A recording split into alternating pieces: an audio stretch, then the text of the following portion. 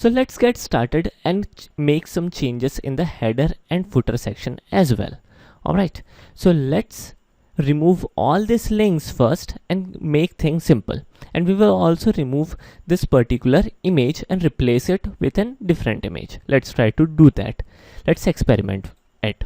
So in order to understand the header, we will open header.php, and in here we can easily check that this is the navigation section. And how we can check that?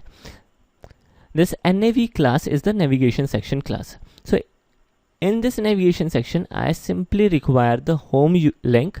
So I will remove all the other links and save this PHP file. If I go and refresh this web page, all the links are gone, simply home is there. So apart from this change of navigation bar, we will also make some slight change, and the change would be we will organize our folder architecture a bit more.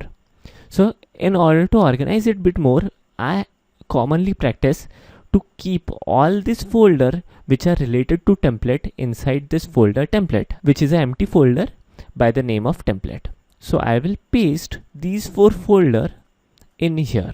So now these 4 folders are inside template folder, and it would be rather easy for me to remember that these folders are related to template. So if I go ahead and refresh this page, something will change. So the header and footer are now not able to load properly, and there is an issue. Let's try to view source and check whether these files are getting loaded for header and footer properly or not. Because as we know that in order to header and footer work properly, we would require these additional files.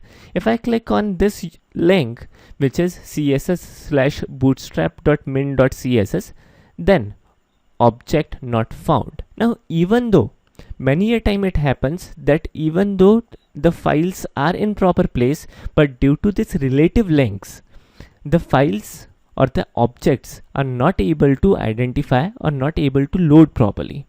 What is the solution? The solution is to change this relative path to an absolute path. So in order to make this links as an absolute link, so that we never encountered with these kind of issues, we will take directly help of CodeIgniter framework, and we will check how we can do this in next lecture.